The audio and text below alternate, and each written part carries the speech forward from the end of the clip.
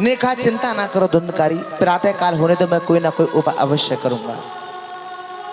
तो भगवत प्रेमियों जब इतनी बात कही, प्रातः काल हुआ तो ग्राम वासियों से गोकर्ण महाराज मिले, कहा विप्रों से मिले, ब्राह्मणों से मिले कि जिसके नाम से गया में जाके श्राद्ध किया हो, यदि उसकी मुक्ति ना हुई हो तो उसकी मुक्ति का साधन क्या है। सभी ने मना कर दिया कि महाराज आपके सवाल का जवाब हम नहीं दे पाएंगे। तो भगवत प्रेमियों गोकर्ण महाराज सूर्य भगवान के बहुत बड़े उपासक हैं।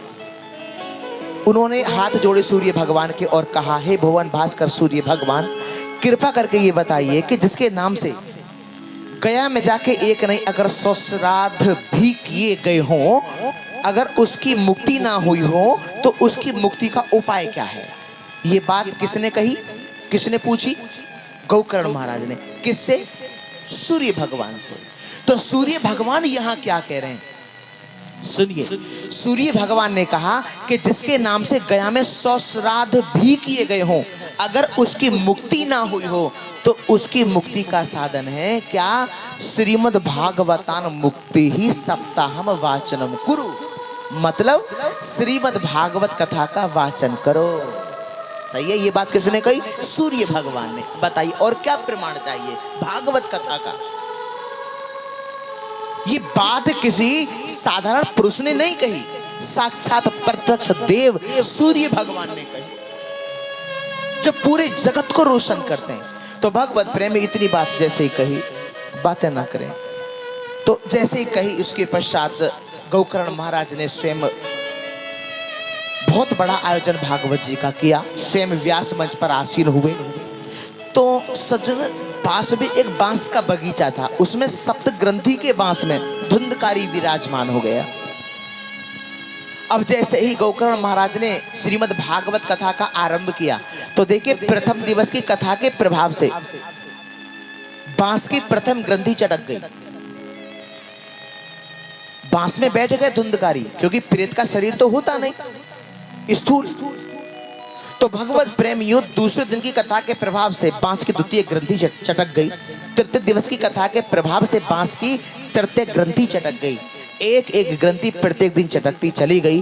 और जैसे ही सप्तम दिवस की कथा का विश्राम हुआ और गोकर्ण महाराज ने जैसे ही जयकारा लगाया, बोलो श्री वृंदावन बिहारी लाल की, तो सज्जनों धुंधकारी से शरीर प्रकट हो गया और भगवान के पार्षद विमान लेकर के आ गए।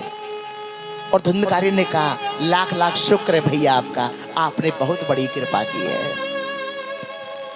भगवान के पार्षद जैसे विमान लेकर के आए तो धुंधकारी विमान में बैठने को तैयार हुआ। धुंधकारी जैसे विमान में बैठने को तैयार हुआ तो देखिए गोकर्ण महाराज ने प्रश्न किया, किससे? भगवान के पार्षदों से, और कहा कि ये बताइए कथा तो सभी ग्रामवासियों ने श्रवण की है, तो विमान केवल धुंधकारी के लिए ही क्यों आया, सबके लिए क्यों नहीं आया? सवाल खड़ा है। तो यहां पर भगवान के पार्षदों ने कहा कि क्षमा करना गुरुवर, महाराज जैसी कथा धुंधकारी ने श्रवण की है ऐसी कथा किसी ने भी श्रवण नहीं की। इसीलिए कहते हैं कि कथा को ध्यान पूर्वक श्रवण करिए, असर दिखाएगी। हमने परसों भी निवेदन किया था, आपको स्मरण भी होगा कि कोई हमें गाली दे दे तो तुरंत हम क्रोध में आ जाते हैं। गाली मुख से गई कान से गई, कान से ही तो गई। कोई थोड़ा कोई मधुर वाणी बोल दे तो हो हम खो जाते हैं, विलीन हो जाते हैं। वो चीज कहां से गई? मुख से या कान से? कान से ही गई। और कथा कहां से जा रही है? कान से ही जा रही है। तो जब एक बताओ एक तुच्छ चीज गाली कोई अपमान सम्मान कर दे तो वो असर कर देता है, क्या भगवान की कथा असर नहीं दिखाएगी?